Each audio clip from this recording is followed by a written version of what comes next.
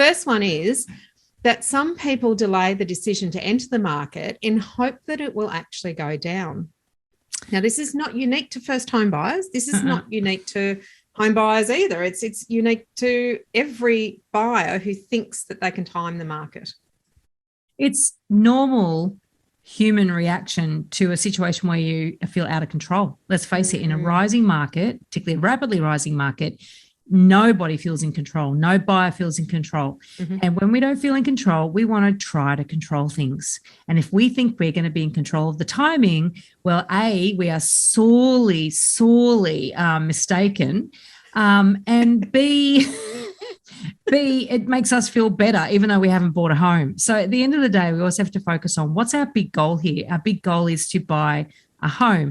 And if you've been listening to this podcast long enough, you will know that we don't just advise you to go and buy any old home. You've got to be careful. It's not about getting in. No, it's not about getting in at all costs. Yeah. So I guess the flip side of that is, we're saying people make the mistake of delaying entering the market in hope that it will go down. But the flip side is that getting into or rushing into it just because you don't want to miss out, that's also the flip side of this mistake. It could almost be a category in and of itself, but we decided on 5, and so it would have been that would be number 6. Yeah.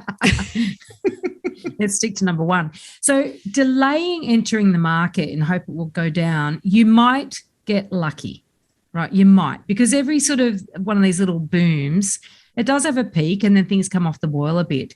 Very rarely, unless you bought into a mining town in the early 2000s, where basically they went on and on and on, fueled by investor activity. There are some really highly risky areas where absolutely people have done their money, but most areas, particularly when you're buying a home for yourself and you're not being speculative and trying to sort of hotspot and beat, time the market. Well, and join in and on some investor fad, right? But if you're buying a home in an area where there are lots of other people that also live there, the markets will rise, and when the peak hits, they'll come off the boil a little bit, but they very, very rarely go down to where they were, prices I'm talking about, when the boom started.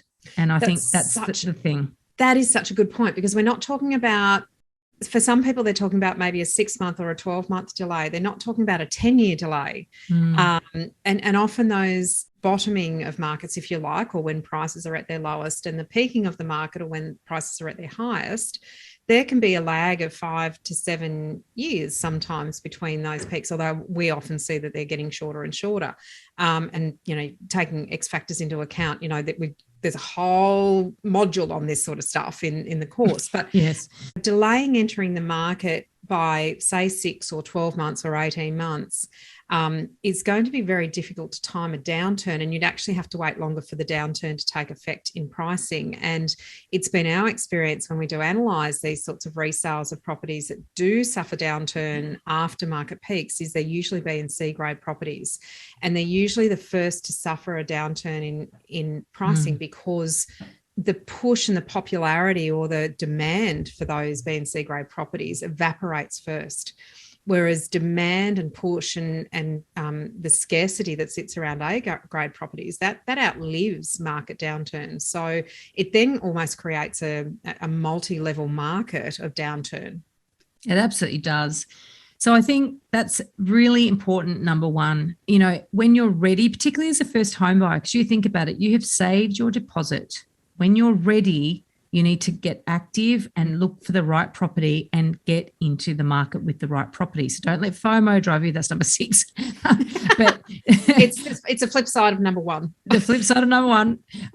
Don't let FOMO drive you. But when you are ready to delay, given how hard it is to save a deposit, when the market is rapidly rising, your deposit can become not enough again very quickly. So it's a reason to act decisively and use the time while you're doing that, all that saving and that hard work to do your first home buyer guide course, for goodness sake. Get yourself educated so you can hit the road running. Yes, hit the ground start climbing running. the mountain. Start climbing the mountain with intent. Start mapping out your pathway.